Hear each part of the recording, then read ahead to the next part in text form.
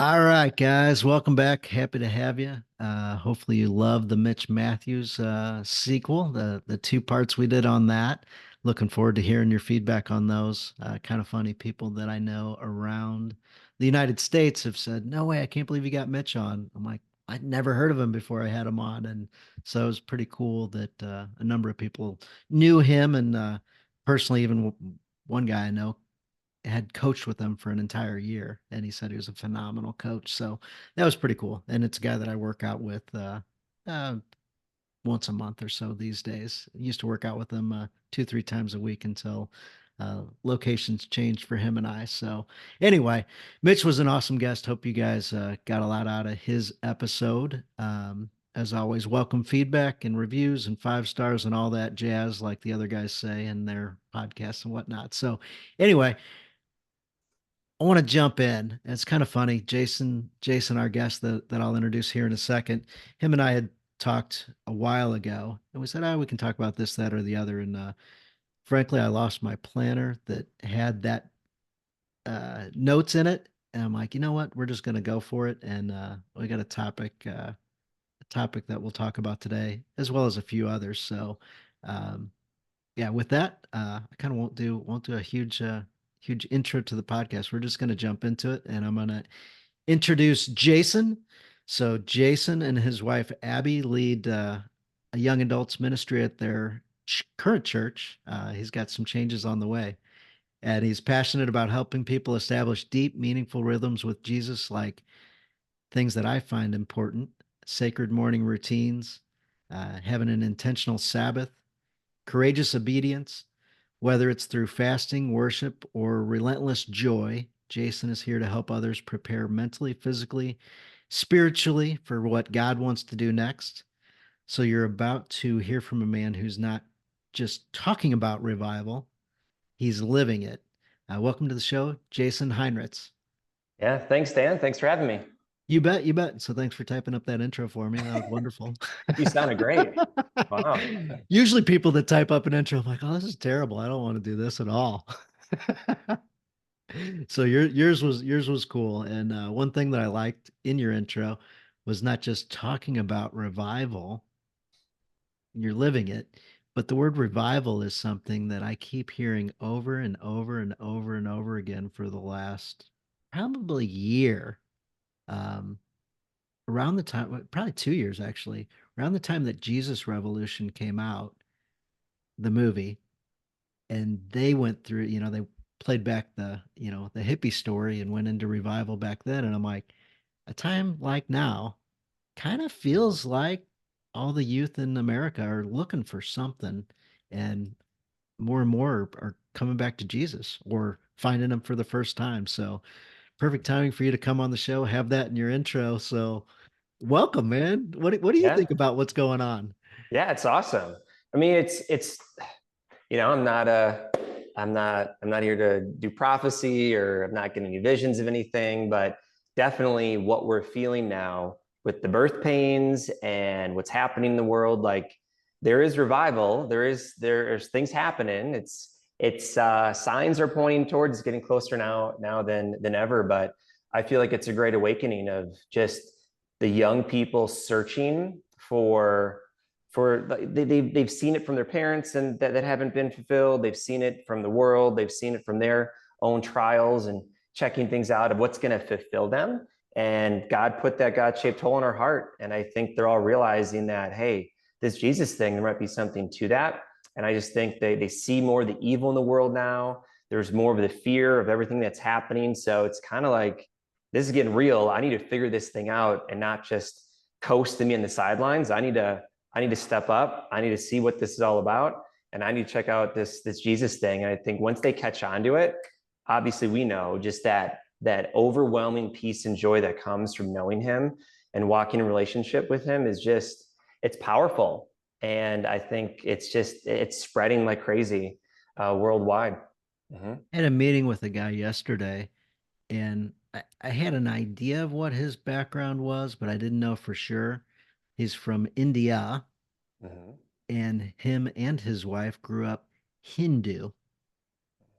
I didn't know that when I met with him. I had a suspicion, I did know he was currently Christian, but I had no idea. And he just threw it into conversation like, well, me and my wife grew up Hindu. I'm like, wow, this is incredible. And he said where he lived, he said there was a whole bunch of Christians, not the majority by any stretch of the imagination. And I said, you know, aren't they killing the Christians over there? He goes, absolutely. And I didn't live in that part of India. He goes, so I didn't have to contend with looking out for my own personal survival. He goes, but in the southern parts, he goes, no, that's a very, very real thing. He goes, but me and my wife both got exposed to it, and he goes, I'm all in. And I'm like, oh, that's cool. He lives here in America now, Mhm. but lives close by me. And I'm like, it's interesting to hear how somebody can shift like radically, not atheist or not questioning if there's a God. He, him and his whole culture was one way and then switched over. So it's neat to see. And man, he's on fire for Christ also. Yeah, it's so cool. Yeah.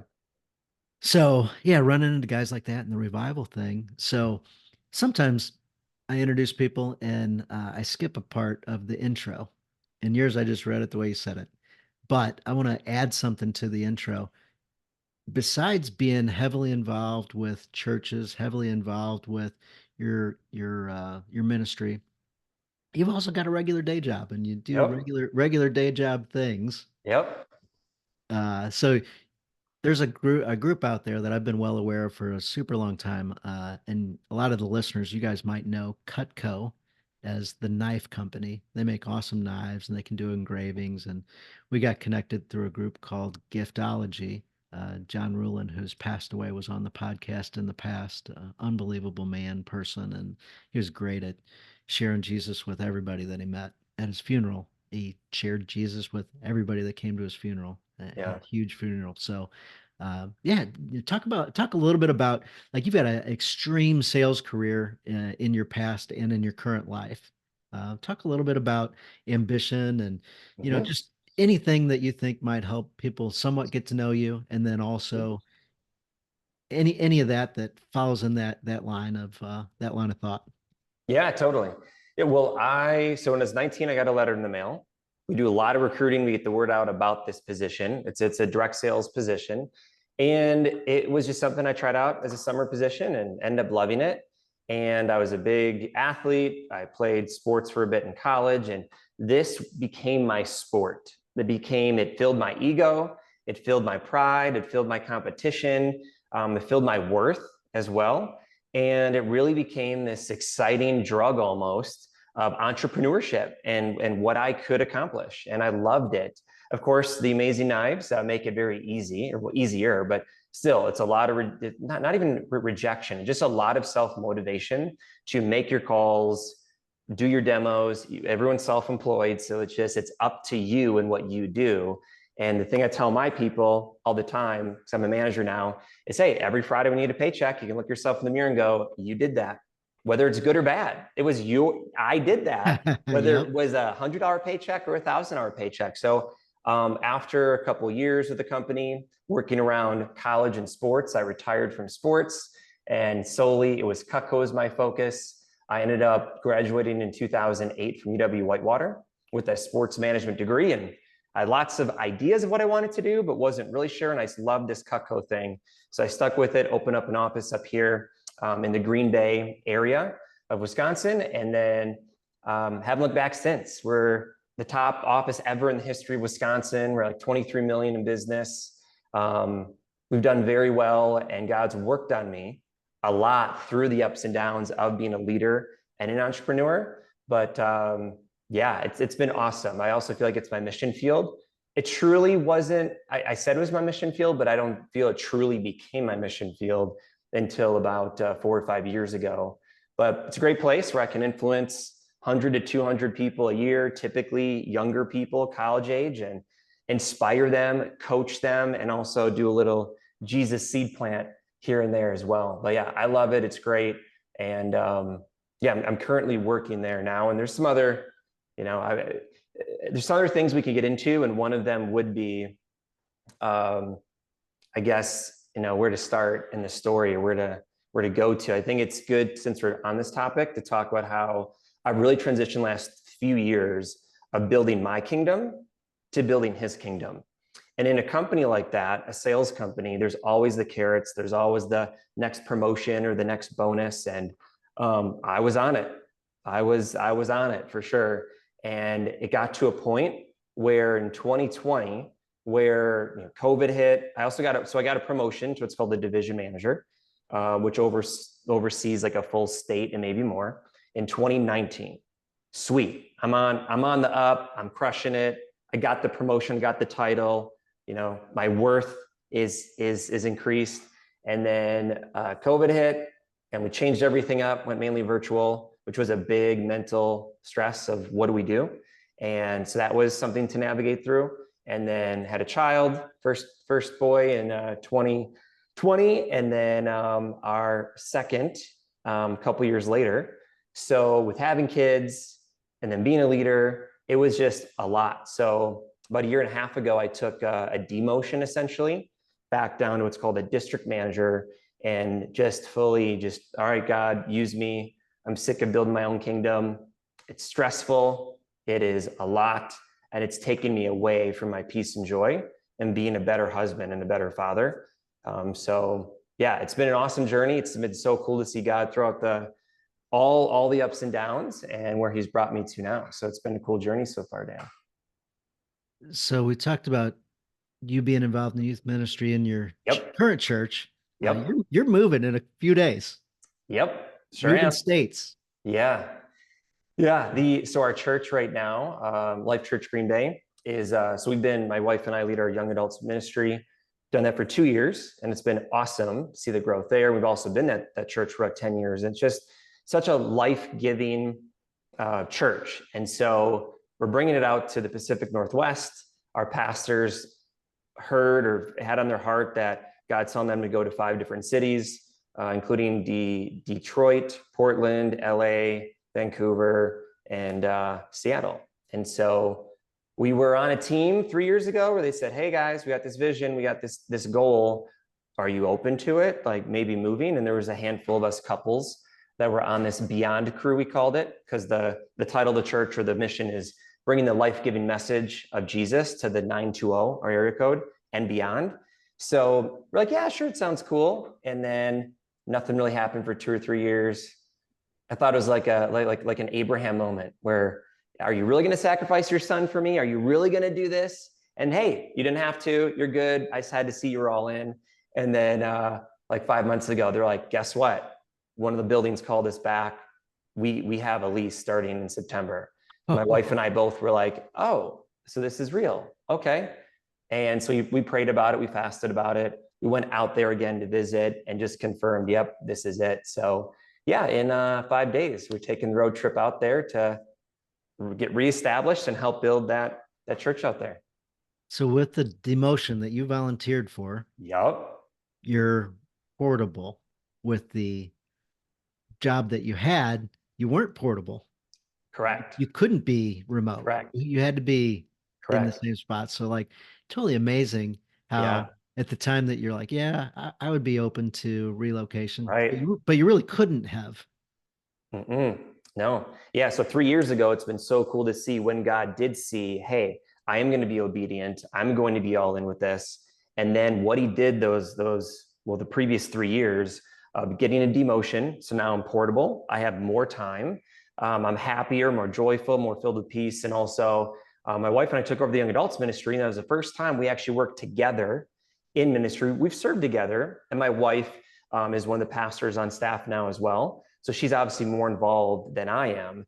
And it was so cool to finally be serving together and to build that together and take it from 15 regulars to about 60 regulars, and to see the life impact and the growth in these young adults. And it's 18 to 29 years old is that demographic.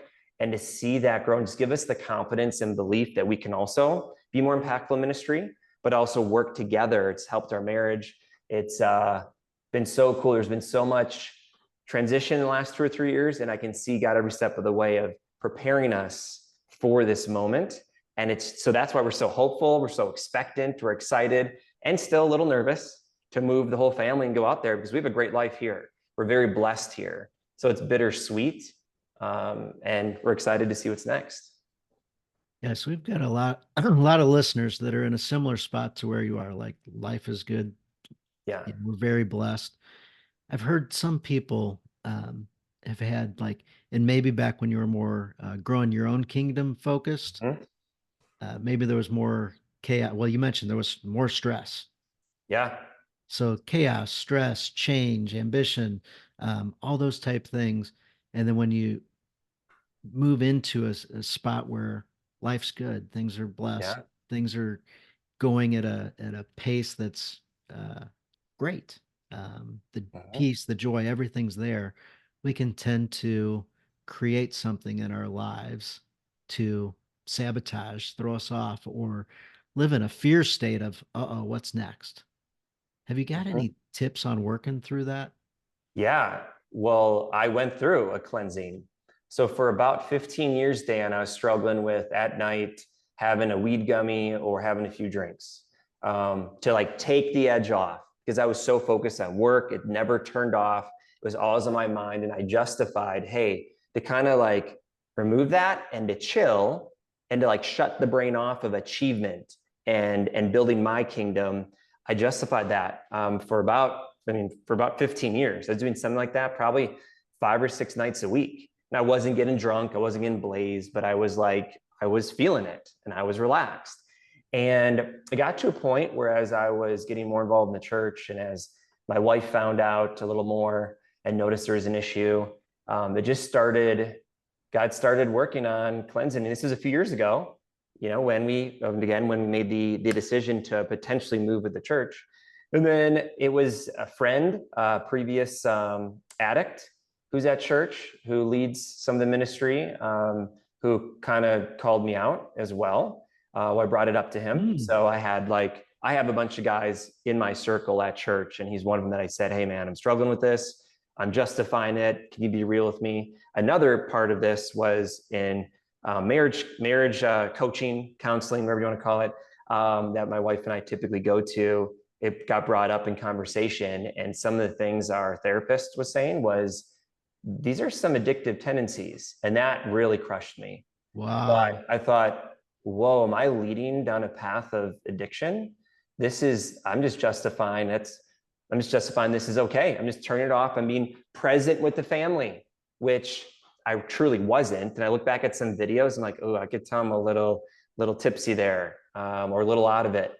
So it's kind of embarrassing to think back then, but I'm so thankful where I've come from then and how God's worked on me, because yeah, that was for sure a thing I was caught up on. The devil was very conniving and sly, and just letting that slip in a little bit and a little bit. I know it got to be an issue when I was hiding it from my wife.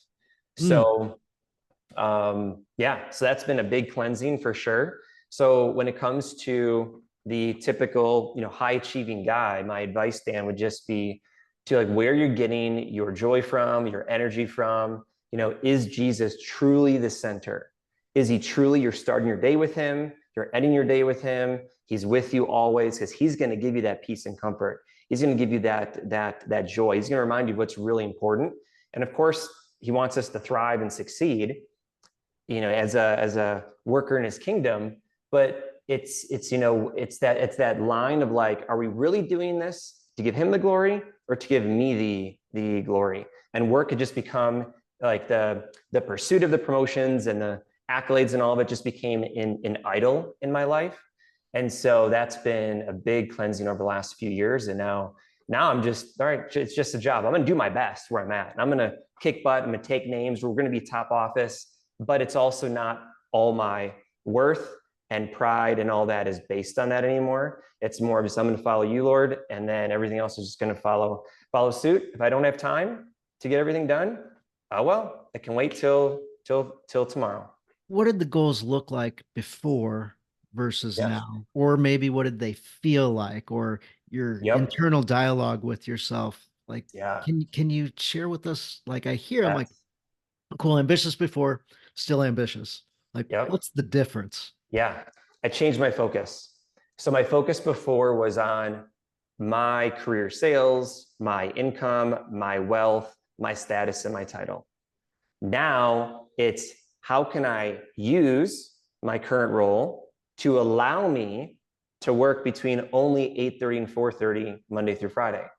How can it allow me to give more time to the ministry? How can it allow me to spend more time with family and do all that? So it's really just switched my focus where I'm more pursuing how do I work less and be more effective and not worry about the sales, not worry about the income, because that's just going to come.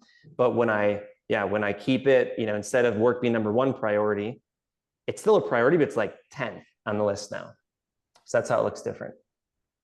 Yeah, so it's same thing, but a shift in the priority of it. You mentioned, like, I think an example we could find if we look back on your hour to hour of most days, the morning routine probably is a lot different now than it was before. Yes and no. So I've been practicing what I call sacred start, morning routine since pretty much 2013. So about 12 years now. I talk a lot about it in the book, Wake Up Jesus People, the book. And it's a similar routine, but the focus has changed. So instead of Yes. listening to a podcast while I work out and think about, oh, what's the next thing I can implement? My team probably was so stressed out leading under me or following me because it was like every week was the new shiny thing or the new guru or successful business leader who I heard on a podcast, like, let's try this. And now it's all worship music. So instead of leaving the gym almost like I have to do stuff, I have to accomplish, I have to be like them, I have to be at that net worth, or I have to build that type of organization, I'm so much at peace because I just jammed out to some worship music for 45 minutes while I was working out. It's also, instead of reading every morning, now it's reading the Bible every morning. So before it was like a quick little Devo and then read like 10 pages of a book. And now it's read through the Bible every year. So again, it's similar. And then also journaling, it's like a journal about general things. And now, a lot of the questions I'm asking in my journal is related to something spiritual. So similar routine, just a little different focus now. Yes, exactly. So that was exactly where I was going. I'm like, you may have had something you were doing, but then, Yeah. it's totally different than it was, even though the framework was the same. The outside Yeah. lines we're still doing stuff, but Mm-hmm. now the actual stuff is radically different. So, Yeah. yeah, absolutely. When things are going well, I'm Bible in a year in the morning, Mm-hmm. journaling a little bit in the morning, got some gratitude in there, some wins Mm-hmm. in there, focus of the day, all those type things. And when Yep. things aren't going as well, busyness is a big factor. Uh, Yep. Decision fatigue is a factor. Um, all those type things. And then I want my morning to be more lazy, Yep. more Yeah. not focused, more Yeah. I'm just gonna relax and get Yep. ready for my day. I guess different than the gummies or the few drinks at night.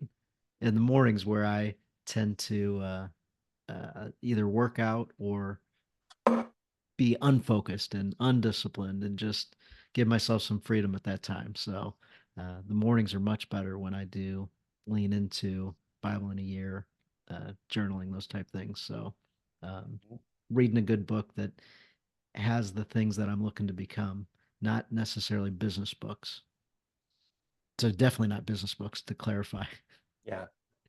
So with your business career, what's something that you've learned through the business side that you're able to apply in family, in faith, in another area of your life that has surprised you?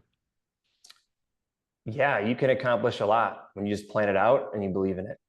And then when you tie people into your vision and you're pouring into them for the greater mission, just everyone rises and it's a more exciting, fulfilling daily focus instead of the day-to-day grind of making phone calls or doing appointments or recruiting or scheduling people for interviews. It becomes more of, well, I'm doing this in order to do something that's never been done before. I have a $2 million office, or have this type of income or schedule. So it's really a different focus of how can I love on people and pour into them, and therefore they will also feel better and do better, and not just feel like a job for them either. So same thing in ministry and in marriage is like, well, what's our end goal? What's the dream? What's the ideal situation? Isn't that exciting? How do we get there together? How can I help you be better? How can I help us work better together in this role? And how can I help us all get to that dream or that big destination at the end to create motivation now and have that mundane have more of a purpose? Yeah, yeah, absolutely. As you're moving, what type thoughts are going through your head? You mentioned before we started, in my life has some similar like chaos going on right now. Uh, what are your thoughts as you had an out of town business trip, I think, signing off on a house, packing up, moving, kids, wife, all this transition? Yeah. Well, one, this too shall pass. So when we sell the home and the AC unit goes out, and we have to figure all that out, and they're coming tomorrow. We've had no AC for a month and a half in Oh the my summer. gosh. That hasn't been helpful, right? But all these things, it's like this is just preparing us. We're gonna look back, and I keep reminding my wife, like, hey, we're gonna look back at this moment. We're like, that was a crazy time. Wow. And we did that together. We're gonna look back, we're gonna laugh at it. But right now, man, in the chaos, it is stressful, it is worrisome, it's frustrating. There's just a lot. Yeah, it is. So there's that combo, as well as the surrender of like, all right, God, it's all going to work out. You would not call us out here to be in poverty or to struggle. Like we have a great thing going on here, so we know like we're going to be out there for your reason, and for the mission. And so we're excited for what's going to happen. We're excited for the community we're going to build out there. We're excited for the church growth. But yeah, it's all new. It's all new. Getting the boys enrolled in school and figuring out where we're going to live, and all of that has been a partial stress, but partial. All right, it's your plan, God. We're putting in your hands. Like even work stuff, I had no idea what was going to happen with work before I had the conversation with my boss. It was a few weeks of praying and fasting for the conversation to go, okay, I'd like to stick with the company. I don't know if it's possible. I know it is possible, but I don't know if it's going to be a reality. So all of it is just, man, God, what do you got in store? I trust you. I believe in you. Whatever happens, this is going to work out. My life verse this year is Matthew 6:33, which is seek him above all else and live righteously, and all these things will be added to you. So like all the worries, all the stress, all the money, it's a very expensive area out there. And the income and the where we're gonna live and figuring it all out, it's all gonna be fine.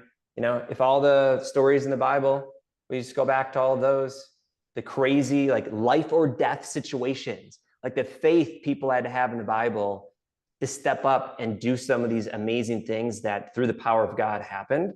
And here we're just going, 5 states away to a different part of an awesome country. Like, okay, why are you being so wimpy? Come on, Jason, like, let's go. Let's just be used for God's, for God's kingdom. Yeah, absolutely. It reminds me like I didn't know about the AC. Yeah. Oh my gosh, that's challenging, and especially Yep. with kids and everything. And when Yep. my AC or temperature's hot when I'm trying to sleep, I'm like, What's the worst? that is rough. That is rough. So yeah, you're definitely going through some things for sure. Um, Reminded me of one time my daughter's a softball pitcher, and she's fairly good at it, depending on what level of team she's facing. But in the level she plays, she's fairly good at it. And we're playing one game against a team that was better than us, but we didn't know that going into the game, playing in our regular league. And a team that we'd played in the past, what we didn't know was this time the team was the select version, the higher level. And we thought it was the regular team we always played, Hmm. which we were competitive with. Well, this team just starts hitting balls to the outfield. Just every batter, not every other batter is putting one to the outfield. Just boom, boom, boom. We're like, what the heck is going on? What like this game is going to be different. They're going to pound us. And after maybe the end of the second inning, my daughter looks at me from the mound. I'm coaching. I'm the head coach, and Hmm. she kind of shrugs her shoulders and like puts her hands out to her side, like, "What do you got for me? Like, I need something. You don't have to like almost nonverbally. You don't have to come to the mound, but just call a pitch or tell me that I'm not throwing the ball right, and give me the little thing that I need. And I'm like, I'll try this. She's like, did that? Nah. Well, try this. And then she finally goes, Dad, I've thrown everything I got. And they just keep putting them out there. And all this is happening almost non-verbally, but a little bit of talk back and forth. And I'm like, well, in that case, you just keep throwing them in there the best you can and keep letting them hit them out there the best they can. And Yeah. eventually this game will be over. Yeah. And she goes, okay, Dad. And just kind of laughs it off like it's going to be one of these days. It was the Yeah. first time she'd ever got hit like that before, ever. And I was like, oh, that's cool. It happened to be in fall league, so the records didn't matter. There was no championship we were pursuing. So from that aspect, but I was like, hey, this is pretty cool that she's able to just laugh it off. And sometimes when I'm in that chaos situation and I'm like feeling it, and I kind of just look up, I'm like, huh, God, thanks. Glad you're with me. And I Mhm. laugh. And that is like such a stress reliever for me. And like I know God's there always. However, recognizing that he's there and like, can we share this moment and just laugh together about how crazy I worked myself up in this situation, knowing it's all going to work out in the end. Yeah. Yeah. It's easy to forget in the moments, but I think what's important for us to do is remember that we're just visitors. Like we're citizens of heaven. That's where we belong. We're his children. So we're on earth for this 80 to 100 years. Like it matters, but it also like it's all going to work out like it always has, and it's like remind yourself of through all the ups and downs in the past, what you thought was a life-ending situation, or a breakup or job loss, whatever it may be. It's, well, God's got me through the ups and downs. He's got a plan. It's worked out always, and it's going to, and we're going to be in heaven anyway. And so, just really like what really matters in this moment. And I think as high achieving guys and dads, it's just easy to focus on the worldly things instead of some things that really are legacy building and kingdom building. So my week this week has included super minor, little bitty, I didn't know it at the time, car accident with my wife. Okay. Turns out it was super minor, but I had to be involved and do some things and take some of my time.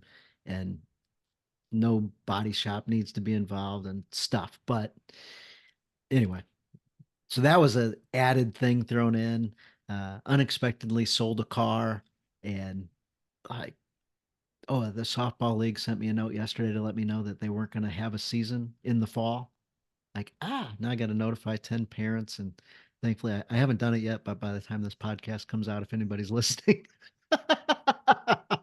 just know I'm processing and working through at this moment, trying to figure that out. There's a whole bunch of random things, customers calling, needing stuff, wanting stuff, having car accidents, hail situations, tornadoes. And I'm like, man, all this time that I have, it's really getting shrunk down to 20, 30 minutes of me choosing to do what everything else is kind of putting out little fires and everything right now. So yeah, in those times where you're going pretty fast and life feels really busy, it's important to remind yourself, this is just a season or this is just a day. Um, what can you choose to schedule in the future and put off what you can to deal with what you have to. But if that's a permanent situation, Right. that's where you got to course correct so you can get back into the vision and what's important and um, realizing also that you could be skipping out on bible time, god time, conversations, keeping them with you throughout the day. Right. Right. I mean, I heard at church, you're always in a season of either about to go into a tough time or in a tough time or just getting out of a tough time. Right. So again, God doesn't promise us sunshine and rainbows because we follow him. It's, hey, it might actually even be tougher, but that's why you need to lean into me. It's why you need to pursue me and do all the prayer and the Bible and the worship music and everything to do everything we can to stay sane and positive through these challenging seasons at times. So you've got younger kids now. When you look towards the future and the things that you're trying to instill in them now, Mm-hmm. what are some things that you either do or are thinking about doing in the future so that you can help, grow them as great adults and with the kingdom purpose in mind? Yeah, it really is them seeing me every morning be consistent with Jesus. So in the Sacred Start, some of the main components are prayer, Bible, exercise, and journaling. Mm-hmm. Every morning for two. Now, for some people, the Sacred Start could be 30 minutes. It could be an hour, but mine is a couple hours. I wake up around 5 a.m. and I get all that in. And I know by 7:15 when they're up, getting ready for school and daycare and everything, that there's no chance of peace. And I want them to also see me. And so almost every day when my kids are waking up, they see me outside at the end of my Sacred Start time, doing the journaling or doing the Bible in a year plan. And so it's so cool. Even like this morning, my son has helped me write in my journal one of the things, well, in the journal. So in the Wake Up Jesus People journal, there's prompts. The prompts are, I'm grateful for three things, highlights of yesterday, those three things. What did God teach me yesterday? What dream am I praying that God brings to life? My three prayers and intentions for today, and then 2 daily affirmations. So this morning, when I was going through it, he's like, I'm grateful for, it's like coming home and seeing your boys, because I got home last night from the work trip. And so just kind of cool for them to see that, be a part of it. And even they'll bring out their little Bible at times. And so it's really, I want to model what I want them to be doing. So keeping Jesus first, making it a priority every day in the morning before things get busy or wild, or you forget, or you get tired. So doing that every morning. And then also that they just see me treat their mom with love and respect. And because that's how they're going to model their future relationship. So I'm just really, it's me trying to be who I want them to be. And going to church, serving at church. We only really listen to worship music. We do a lot of little prayers here and there, praying together. There's a lot of like worldly things, like teaching them how to do like getting commission for doing chores and things, and how to treat people right, and all these things that are, will come as they get older. But right now, it's just being a follower of Jesus, loving my wife, and loving them. What's your commission schedule look like for chores? So that's in the works. I brought it up to my wife. We've talked about it. We were about to start it, and then it's just been busy with the move the last 2 months. We haven't started it. So as soon as we get to the Seattle area, better believe we're going to be having no allowance. It's going to be commission. So teach them how to earn money and how to bring value. Right? They had the first lemonade stand this summer. They made $40. That's great. I hire a really nice guy, Leo, who does our lawn. He's an 8th grader now, I think, 9th grader, and he has a lot of yard work and lawn, and I'm teaching them, like, he's doing what you guys are doing at the lemonade stand, just at a higher level, so you could do that eventually. So just like instilling some of these practices about, again, you many times can be in control of your income and your future, so you want to create it. So I don't have the exact chore list. Yeah. It's in the works. We've gone back and forth on things over the years, and it's funny how guys talk, and like sometimes this comes up of how do we do this chore thing? So I guess if this is a topic that you've considered ever, guys, chores are really actually super important. And one of the reasons why is it instills that discipline, ensures that teamwork, ensures they're not getting a free pass. Like they're doing something, and it helps build their own self-esteem because they can do things. And it also helps you later on in life in the teenage years, college years. You've got boundaries, you've got things, you've got norms, it's like in business, we would have all these things. In family, we should also still have these things. So when we give like total free reign, free rent, obviously our kids get free rent, but like they're not contributing positively to the family. Like that's not good. So that isn't good for their own future success. So when they go into a work career somewhere and expect to just do anything they want whenever they want and whatever, employers that I talk to, guys that I talk to, guys like Jason I talk to say, man, like we had an interview scheduled and like the person just didn't show up. And like 7 days later, they're like, hey man, you think we can get together next week? Wait, what happened last week or this week? Like, what is going on? But some of the kids that have been raised these days don't really understand this part. And I think the chores can really lean into that. So we've done not mandatory chores per se for pay. Like, here's the expectation, and we'll just pay you. And at one point, my kids were like, "Hey, we noticed we haven't gotten paid this week, or last week, or the week before." I go, "Yeah, that's right." Like, well, what could we do to get paid again? I'm like, "Well, you could be a part of the team and do teamwork things and do the minimum expectations. You could go above and beyond if you want. However, right now you're not doing any of the minimum stuff, so why would I do this part?" Uh, well, hold on, Dad. Can we talk about this? We don't really need to talk about it. You can just do the things. I'm not here to be your slave driver, your boss, your commander, your whatever. I'm here to be your, family. Like, I'm your dad. And they're like, so what do we need to do? I'm like, well, what do you think you need to do? And as they get older, more responsibility and everything. But we've gone back and forth. Do we pay commission? Do we, Right. just give an allowance? Do we require them to be responsible for their own bills? So Mhm. by giving them money, it actually freed us up when we went places. Yeah. Hey, can we buy whatever?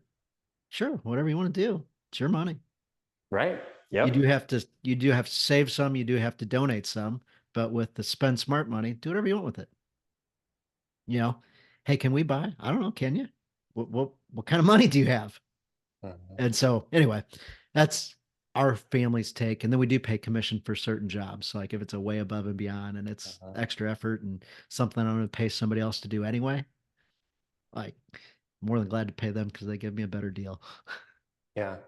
We integrate them into the business too, so I have them do some things for my regular job, my insurance business, and it's cool to be able to give them. My oldest daughter's now smart to the world, so she understands what the word minimum wage is. So for the insurance work, I've had to start paying her more, so she drives a good bargain. That's great. Yeah, so when it went off on that little rant there, what as far as like wake up Jesus people, I know that's Hmm. something you're super passionate about. Yeah.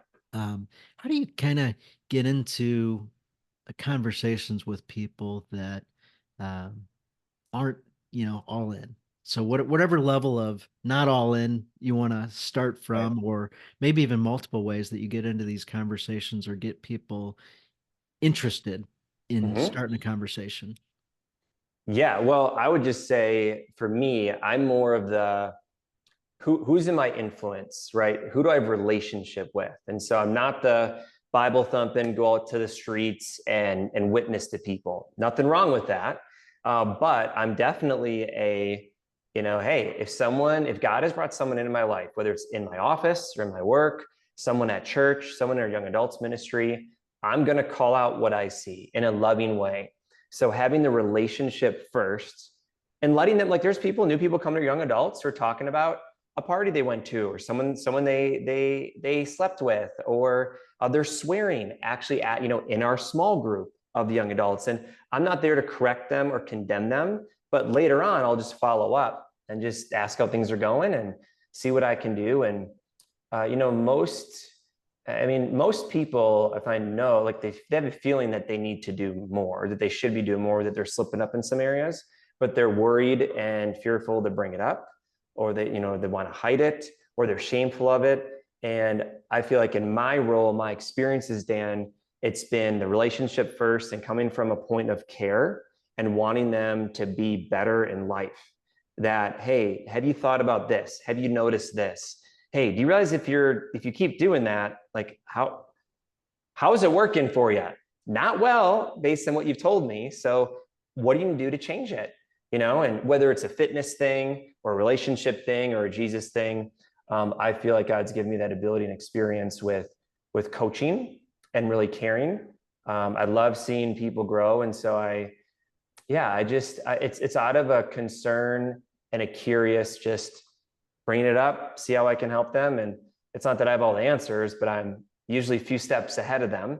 So I can share also where I've come from, and also me, usually starting with my story and sharing some of the stuff that I've done that's related to what they're doing and how I felt, how it turned out, where I messed up. and how they can learn from my mistakes.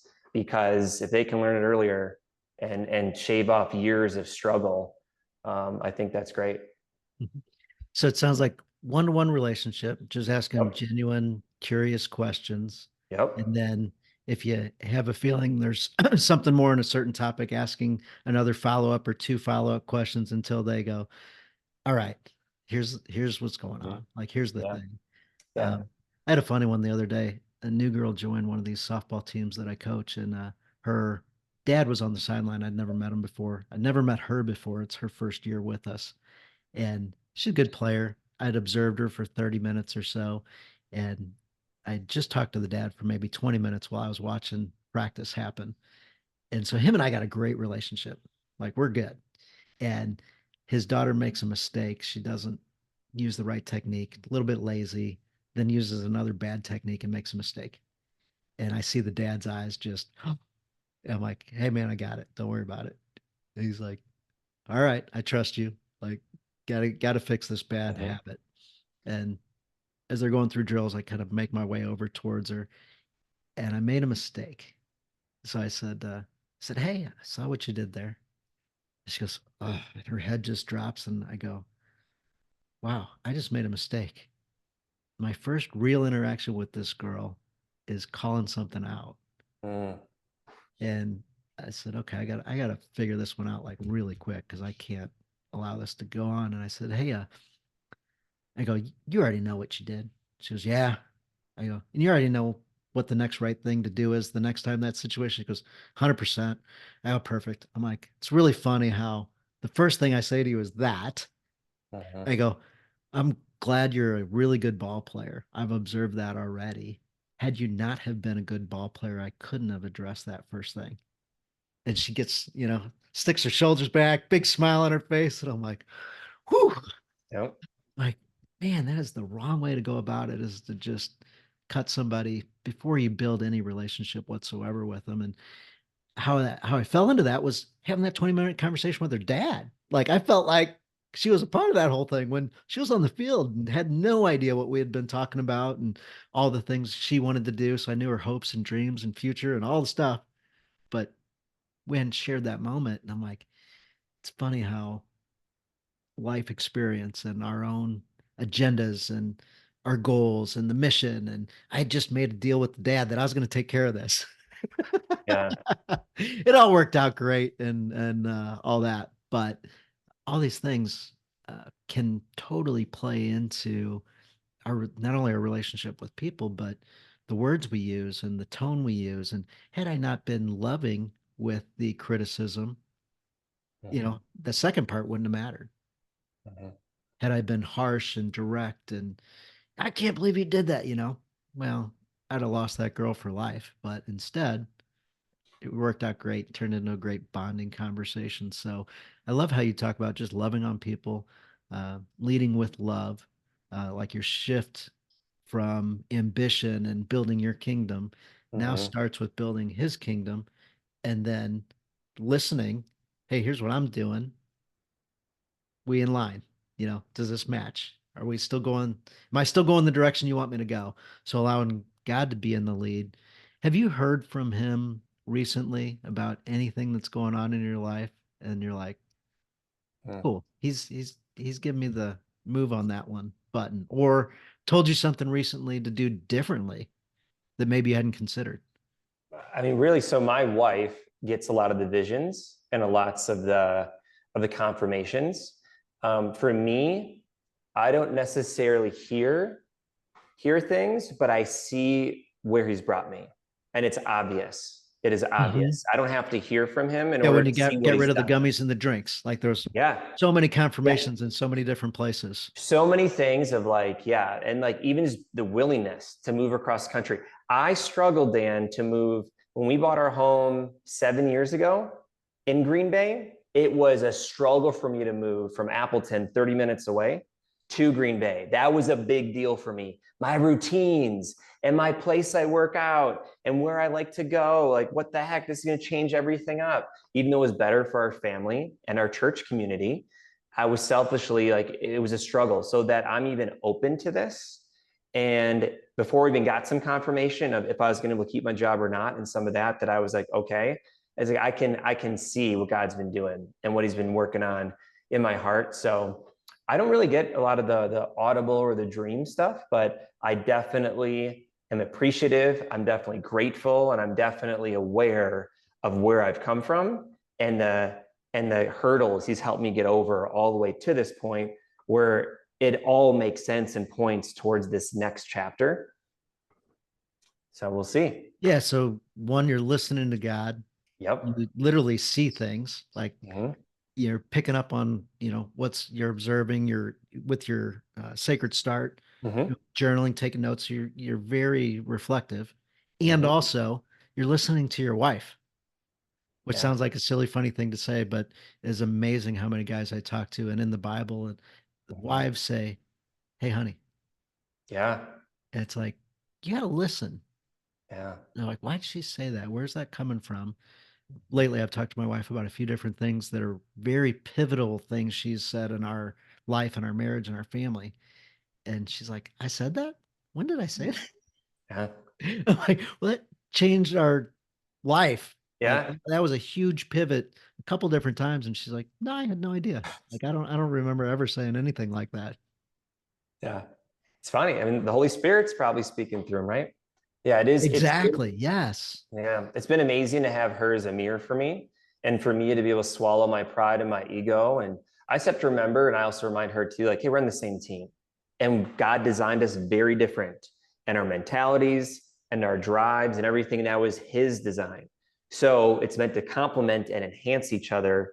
And I really need to focus on that, like when we have those moments and however I take it, that I need to be in the curious mindset instead of a critical mindset, and allowing her to speak to me and even though it may hurt sometimes, it may not be the way I want to hear it.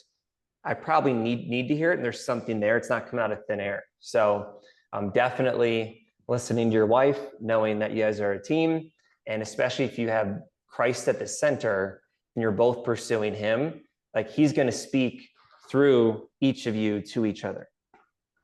Yeah. That makes me think about the movie Soul on Fire. It comes out October 10th. It's the John O'Leary story about the book On Fire, New York Times bestseller. And the lady Macy McLean that plays the wife in that movie does an amazing job. Very, very similar personality to the real life wife of John O'Leary. And there's a line in the movie where she's like, why would you doubt me? Why would you like think that I couldn't look past your physical imperfections? Like you knew you should do something, but you chose not to ask me out on a date because of who you thought you were and how I would look down on you and how you weren't good enough for me and never do that.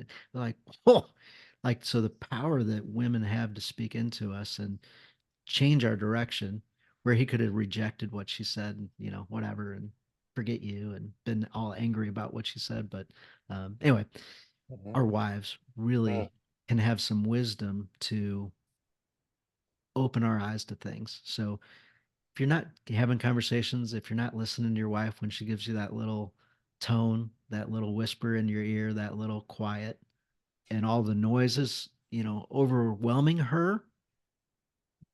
you hearing her, listen, pay attention to your wife, because I've had so many different small little one sentence things that have made a huge difference and made me realize that I was on the selfish, the ambitious, the ego, you know, what can I do? It's all on me. And really, it wasn't all on me. So can you share how people can connect with you, your website, the book, the workbook, and everything? Sure. Yeah. They're really the main site is wakeupjesuspeople.com. So if you are a new Jesus person and you're looking to find out like what does it mean, like what does it look like to follow Jesus on a daily and weekly basis, the book is all about, well, the subtitle is Life-Giving Disciplines to Awaken the Warrior Within. I'm not sure if you can see there on that, but it's it's a lot of things I've learned and I've experienced and other just great Jesus people and successful people do, but all combined into one book. So if you're feeling like your faith is kind of stagnant or just kind of coasting, you need to be woken up. right? And wake up to the battlefield and realize that we are in a spiritual battle and a real life battle that, man, we need to stay strong together as Jesus people. We need to unite together. You were saying earlier, Dan, about revival. We need to stop sitting in the stands. We need to get out there and wake up, not only physically in the morning, this is our day with Jesus, but also just as believers. Go check out the site. There's a journal as well that is a companion to the book and has some of the practices in there, as well as I have a 40 Forge challenge that you can check out at 40forge.com. It's also on the site, but it's basically a Jesus version of 75 Hard. And Yes, it's 40 I love it. 40-day challenge to get right. So you can get back on track to being a warrior in this kingdom. Other social medias, it's just my name, Jason Heinritz, at all the social medias. So we've done some cycled challenges, 2-3 month challenges as a community and everything. So guys do love challenges. Oh yeah. The 75 hard, thankfully I've been able to accomplish it. I failed twice before the third time I was able to do it. Like so difficult. And so yeah, I love doing challenges, especially with groups of guys. And we always close off our show with a challenge, something that guys can do week to week, something maybe hard, maybe easy, but something that'll help them level up in some area of their life so they can become a better dad, a better person, better husband, better Christ follower. Have you got something you can think of that guys can do? And you're like, oh yeah, I got something. So yeah. Yeah, for sure. Well, it really is. I mean, to self-promote myself, it is the 40 Forge challenge. So there's a light and a hard version. The light version is what I'll share. Here is, I feel every Jesus person, this should be your standard, even though it's this challenge. And so it's having 60 minutes every morning with a sacred start, which includes journal, prayer, Bible, and exercise. And then pick some diet, have some way of eliminating some of the crap we're filling our body with, and then abstain from and no alcohol, no porn, and no substances. So 3 things that a lot of people are caught up on.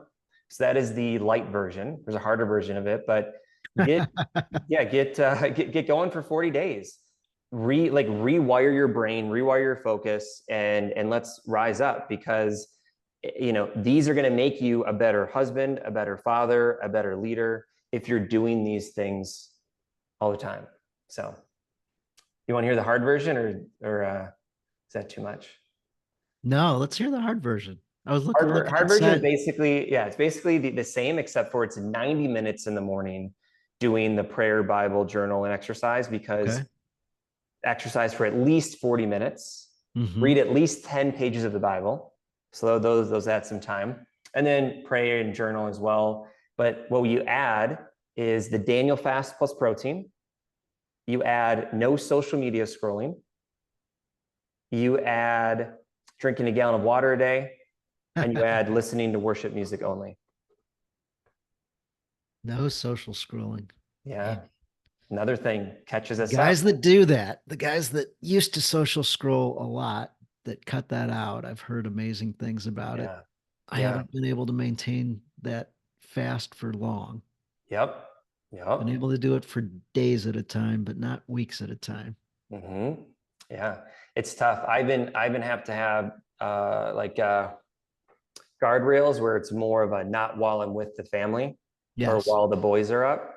And then I allow it like during the actual day. I've done fasts and things where it's been 40 days or that without it, or longer, but it is hard in business and in getting out a book and journal and everything to not have it. But that's a big struggle I still have too, is the scrolling.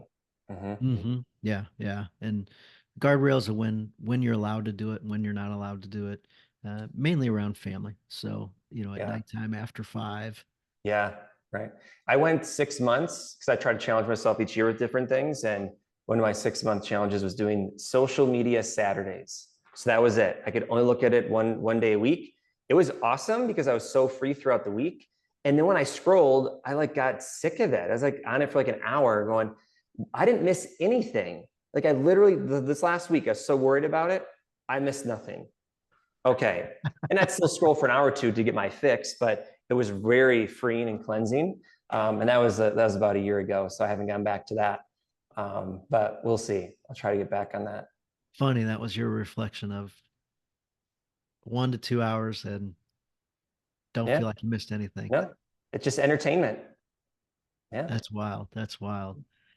Well, that's cool. Well, thank you for sharing your time with us today. And by the way, guys, do check out his website. Do check out Amazon. The cover of this book is unbelievable. Whoever helped you put that together, the book yeah. cover is ridiculous. I love Mhm. it. And the Heck yeah. title's great. Everything's great about it. But the cover itself, when you look at this, you're like, that's a heck of an awesome looking book. Yeah, thank you. That's the plan. It's all God. So glad Excellent. Excellent. And thank you for the challenge. Like, guys, if you're not doing some version of that in the morning, highly encourage the journal. You know, spend 2, 3, 4, 5 minutes. Like, it doesn't have to be some overwhelming thing to get started. Prayer, there's so many simple prayers out there in the morning. God, before I put my feet on the floor, I just want you to know, direct my steps. You know, give me the ability to follow where you lead. Let me serve you. Perfect. You got a prayer in.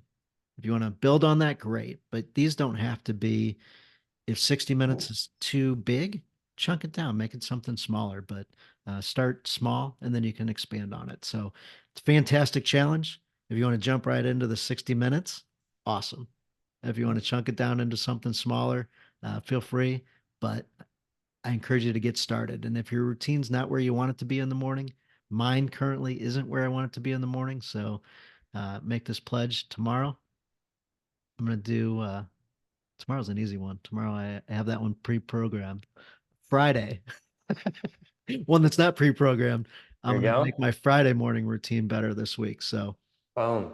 awesome. Awesome. Well, thank you so much. I appreciate it, Jason. And look forward to having you back on again sometime and then hearing how Seattle's going for you. Cool. Thanks, Dan. Thanks for having me. You bet. Thanks so much. Have a great week, guys. Catch you next week.